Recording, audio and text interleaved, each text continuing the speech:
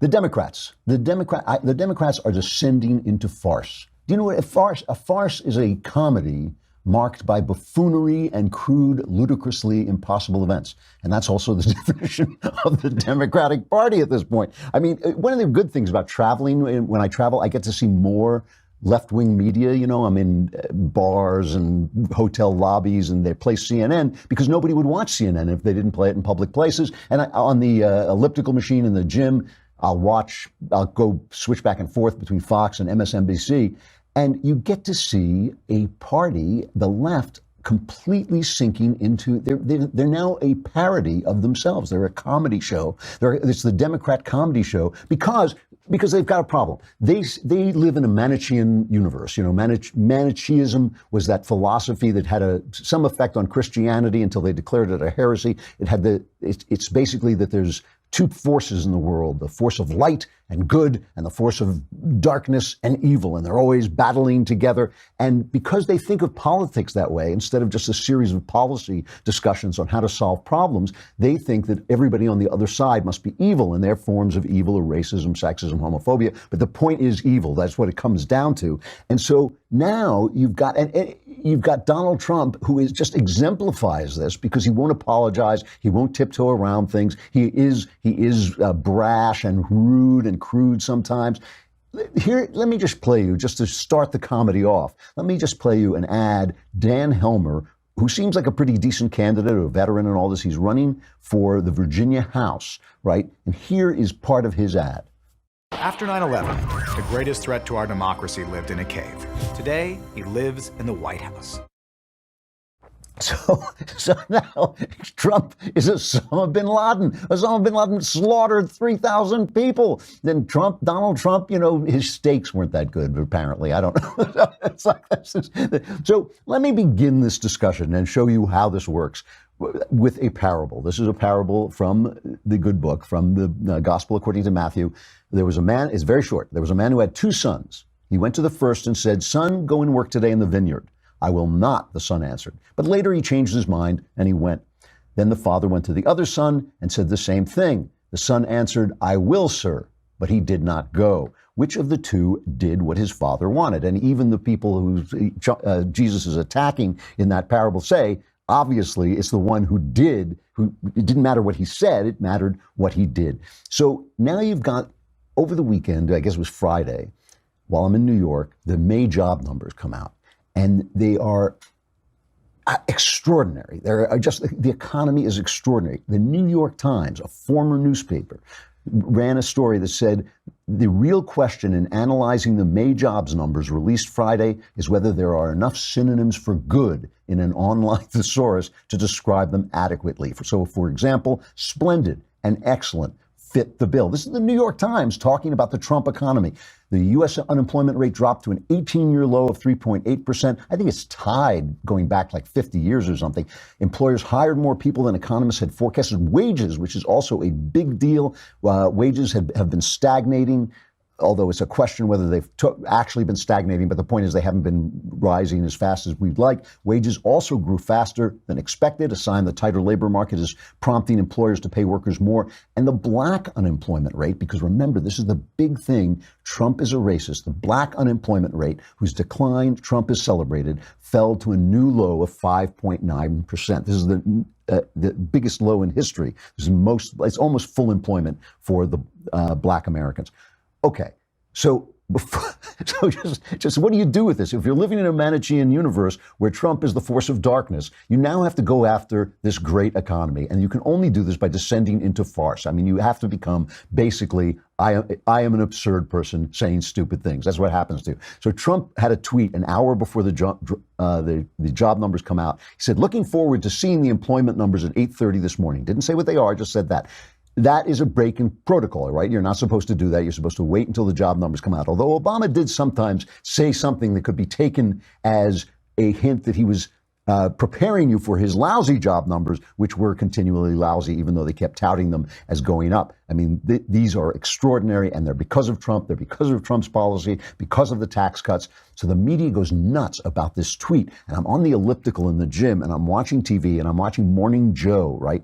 And you can see there's Chiron, the bottom third of the screen, and it's got these basically these incredible job numbers. I'm reading the Chiron, I'm going, wow, look at those job numbers. The economy's going great. And they're talking about this tweet, that the tweet went out early, and they have this Princeton professor on, Eddie Glaude, I guess he pronounces his last name. And he's talking about the fact that Trump violated a norm by tweeting this stupid tweet. Listen to this. One wonders, does his narcissism have any limit, any bounds? It doesn't seem to be the case. And then one has to ask yourself the question, can we survive this? There's kind of this daily attack on basic norms that guide how this democracy functions. And it's not happening just simply at the presidential level. It's happening all around him, and how folks are complicit with this. And this is just the latest in how he's trying to tip the markets, however we read it. But there's something going on here. So I'm just sitting here wondering, as we debated the particulars, how will we bounce back from this, Joe? I know you have undying faith, but I'm just wondering, how do we bounce back from this experience with Donald Trump? If you can't see it, if you're not watching, it's just the Chiron is talking about these incredible job numbers. Well, it's like, professor, stick your head out of the television, look down and read the Chiron under you. How will we survive? What? NBC ran the headline because all the liberal news outlets did this. They obsessed about this tweet. NBC runs a headline. Listen to this English. Economy added 223,000 jobs in May, but Trump's pre-market tweet is the focus. It is the focus. I love that phraseology. It is the focus to whom? It's whose focus? It's your Don Lemon. Here's Don Lemon. I swear, if he's so lucky there's a Chris Cuomo in the world, or he would just be the dumbest guy on CNN. Don Lemon says, there's no questions today's job report is good news, including the news that we're as close as we've ever been to full employment in the black community. But what's full employment without full respect? Well, Don thinks that Americans don't respect black people, but it's just him. He's extrapolating from the fact that we don't respect him. I'm black, they don't respect me. Maybe it's all black. No, Don, it's you. It really is you. I have this image in my head of a guy he sits down to dinner and he says, honey, kids, I have some good news. There will be Christmas presents this year. This year we will have Christmas presents. But I also have some bad news. Trump sent out a tweet an hour beforehand. And Don Lemon, he would then wait for them to stop sobbing about, no, I'm happy with Christmas, but the tweet. And then he'd wait for them to calm down before he broke it to them that Don Lemon feels disrespected. I mean, it's insane. It is an insane comedy show. All right, before I got to go on with some of this because there's some really funny stuff coming down. Nancy Pelosi says she issued a statement. Strong employment numbers mean little to the families hit with soaring new costs under the Republican watch. She's talking about Obamacare. Nobody's on Obamacare. And Trump says new plans are coming out. Anyway, just hilarious stuff. You got to say, at least the Democrats may not have anything to offer policy-wise, but they have the gift of comedy, the gift of laughter. They give us the gift of laughter.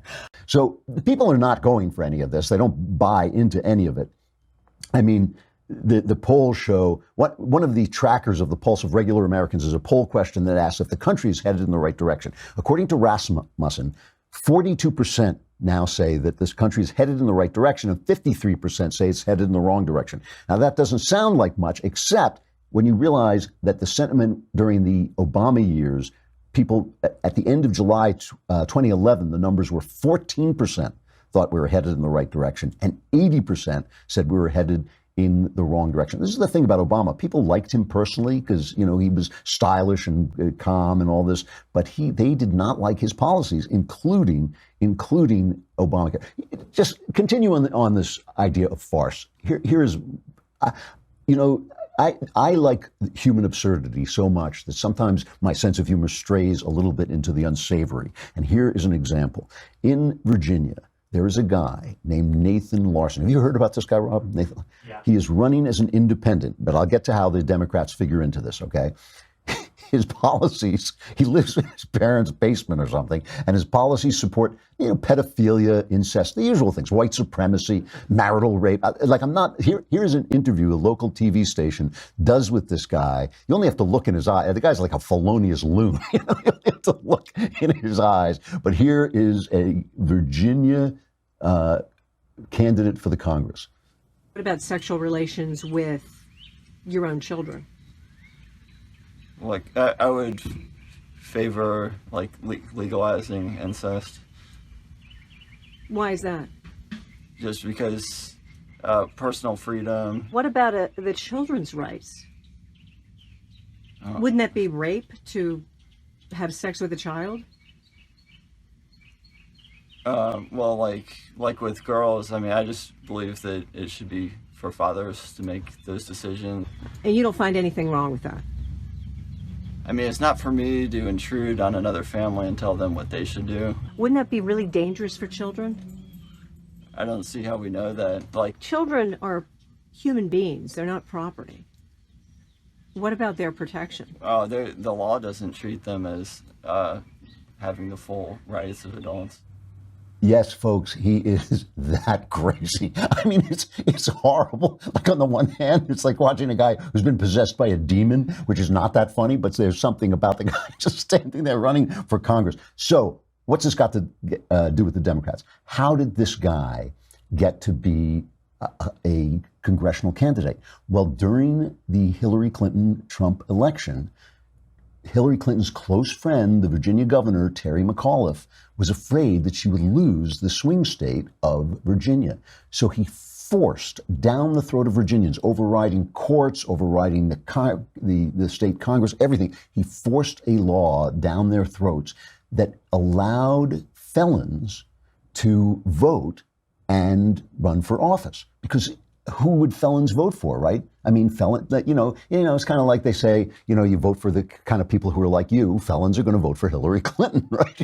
Oh, a criminal. Maybe she'll support criminals. This is great. So he gives felons back their civil rights. Well, this guy had done time. Big surprise, right? The only surprise is that he's out, that he's free. The guy had done time because he had threatened to assassinate the president. And you say, which president? He didn't care. He was either George W. Bush or Barack Obama. It was like, whatever, so they put the guy behind bars where he so very clearly belongs, but he gets out, and then Terry McAuliffe, in order to help his candidate, puts this guy in a position where he can run for Congress. They are running a comedy show, so help me. I started this with a parable. I will end with a parable, except this is, when I say it's a parable, it is a real life story that is so clear that it is a parable. I'm talking about what I've come to call the Barbie girls, Roseanne Barr and Samantha Bee, right? The Barbie girls.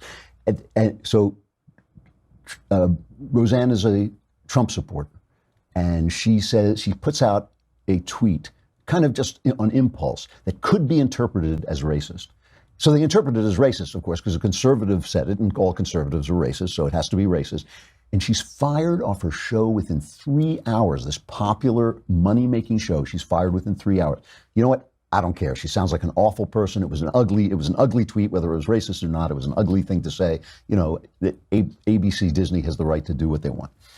Samantha Bee makes a comment, this where she used the C word about Ivanka Trump, which I just think is brutally ugly. I got to say, I can have a pretty foul mouth. I'm working on it, but especially when I'm around guys, I can have a foul mouth. Even I don't use that word. I don't, and I certainly would never use it to refer to this person that I just happen to disagree with or whatever.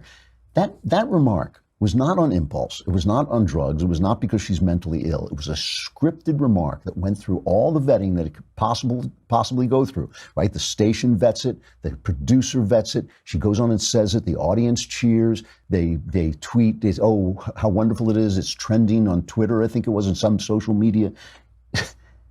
She kind of issues a kind of apology now that there's a lot of outrage. She's kind of apologizing. They give her an award, The left starts having this conversation about you know, is it really bad to say this? I mean, now this Democrats have become the party that thinks MS-13 has, you know, sparkles with the divine spark, and, you know, it's okay to call women this ugly word. That's the party. That's the party. You know, we hate the good economy. We're not moved by the fact that you have a job. You know, we call women the C word, and we love gangsters. I mean, that's their policy. That's their policy. And you look there and you say, like, you're joking, right? No, that's really where we stand. And then they start talking about there's no double standard. They start saying there's no double standard. Well, who is it? Brooke Baldwin on CNN, and good for her. Brooke Baldwin, she's on CNN, so she's obviously a left-winger, no friend of Trump, you know, very hard on all things right-wing. But she did call them out on this. She called them out on the double standard, among other things, the fact that Disney, which owns this ABC, on which Roseanne Barr was, fired Roseanne Barr, but hired back Keith Olbermann to talk on ESPN. And Brooke Baldwin, to her credit, because he also went after Samantha Bee, I really admired her for this, because look, we're on different sides, but if you do it with integrity, you gotta get some respect. She put together this piece of Keith Olbermann, who now Disney is hiring as Roseanne Barr goes out the window. This guy is coming in through the door. Donald Trump is a loser. Trump is indeed effing crazy. I'm setting aside policy for a moment because as mindless and as evil as the baboon's policy is, it can and will be rolled back sooner or later, and his policies all hang together if you just keep asking yourself, what would have happened here in this country if the Germans had won World War II? I'm talking about the man himself now. His brain does not work correctly. There is a myriad of possible explanations, and we have hit them all here.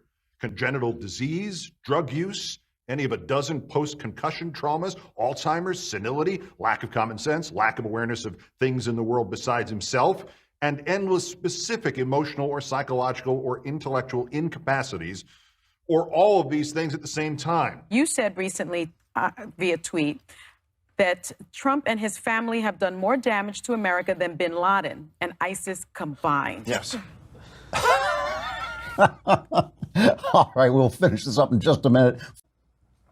So let me just end by saying this, that the parable of Samantha Bee and Roseanne Barr is simply the parable of a group of people who have surrounded themselves with people who agree with them, and now see everyone else as evil. And because of that, they feel that they can treat us like garbage, call us those horrible names while castigating us for using their names. They should not be surprised. They should not be surprised that we picked a man like Donald Trump to fight back, because that is the way they have been treating us all this time.